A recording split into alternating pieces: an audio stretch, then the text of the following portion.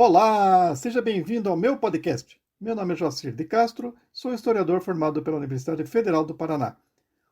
O tema do meu podcast, o Brasil dos anos 1980, convivendo com a inflação, procura dar um panorama mais pessoal de como que era conviver com a inflação dos anos 80, onde surgiu o ápice da inflação, chegando a ter uns valores estratosféricos, né? Esse podcast ele foi gravado para a disciplina de História e Historiografia do Brasil, da Universidade Uninter, ao qual estou cursando agora, no momento. O tema desenvolvido aqui, ele visa mostrar como que a hiperinflação dos décadas de 80 afetou as pessoas em seu dia a dia. Para isso, eu utilizei o recurso da história oral, em que a colaboradora Thais, em sua entrevista, relatou alguns aspectos de sua vivência durante o período. Mais para frente eu vou apresentar a Thais e vou mostrar a entrevista para vocês. Vamos contextualizar o que era essa inflação na década de 80. A inflação explodiu de verdade na década de 80, mas ela começou lá atrás, principalmente em 1970, na década de 70. A ditadura civil-militar que comandava o país naquela época buscava consolidar uma imagem de um país em desenvolvimento acelerado e que seria logo logo um país de primeiro mundo. Para isso apostava em investimentos pesados em infraestrutura e obras muitas vezes faraônicas. Como podemos perceber, esse tipo de crescimento não tem base sólida, porque não é construído progressivamente, mas ele é forjado para que dê resultados imediatos. Para dar cabo dessa visão ufanista, o que o governo militar fez? Ela importava mais do que exportava, fazendo com que a balança comercial desequilibrasse. Para piorar a situação nessa década, o mundo passou por duas crises do petróleo, o que encareceu o produto e elevou taxas de juros, fazendo com que a nossa dívida externa aumentasse exponencialmente. Para tentar conter a inflação, o governo chegou a tentar diversas fórmulas e planos, mas nada resolveu. E em 1983 a inflação chegou a 100% ao mês, corroendo os salários, aumentando os preços e jogando o país em uma recessão econômica brutal. Após o fim da ditadura, com a redemocratização do país, os governos civis futuros tentaram debelar esse problema com diversos planos econômicos, mas que, por não ter um planejamento a longo prazo, naufragaram. Foi o caso do mais famoso deles, o Plano Cruzado do governo José Sarney. A inflação só seria ser controlada no ano de 1994 com o Plano Real, do governo Itamar Franco.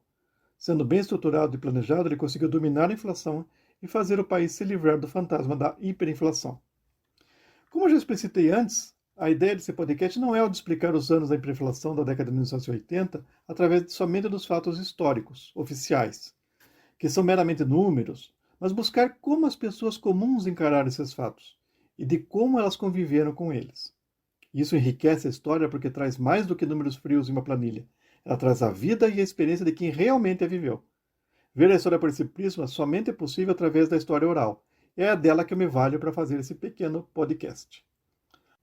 E agora fiquem então com a minha entrevista com a Thais. Primeiramente, eu quero agradecer a sua colaboração para a minha entrevista nesse podcast aqui. E para começar, eu gostaria que você falasse seu nome, a sua idade e a sua profissão, por favor. Oi, eu me chamo Thaís, tenho 55 anos e sou professora da Rede Municipal de Curitiba. Bem, Thaís, o nosso podcast tem como intuito falar sobre a inflação na década de 80. Sim, Então, eu vou fazer 4 perguntas para você e eu gostaria que você respondesse com o que você lembra dessa situação, ok? ok. Automaticamente, ao se falar em inflação, as pessoas pensam em um poder de compra. Como era o hábito de fazer compras no supermercado na década de 80, você lembra? Eu lembro pouco, era uma jovem nessa época.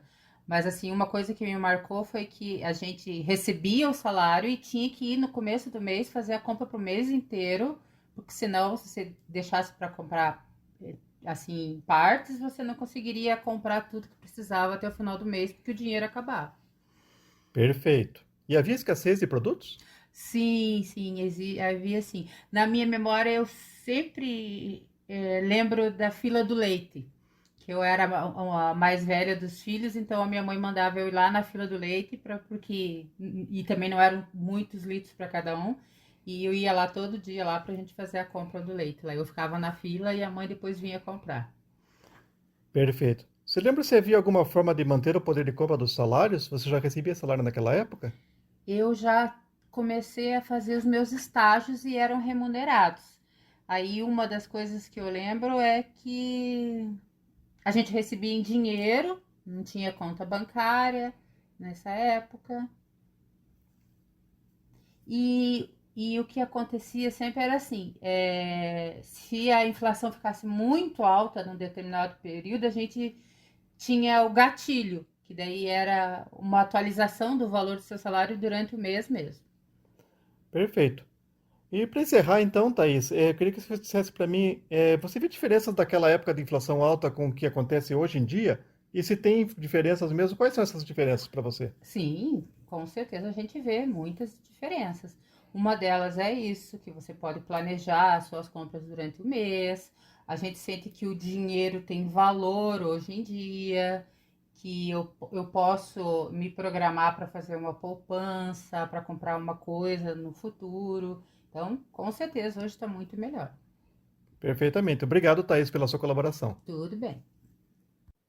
Bom, creio que a entrevista serviu para dar uma ideia de como que era conviver, né, com a inflação astronômica dos anos 80, que corroía os salários, que achatava o poder de compra dos trabalhadores e da população em geral, que lançava mão de artifícios para poder ver se o dinheiro rendia um pouquinho mais no bolso dos trabalhadores, como comprar, fazer essas compras no começo do mês, para evitar que esses preços subissem no decorrer do mês e não pudesse comprar mais nada, né?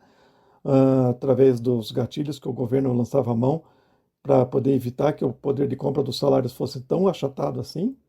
E assim, dessa maneira, o brasileiro foi sobrevivendo à inflação, até que ela foi se debelada definitivamente na metade da década de 90 com o Plano Real.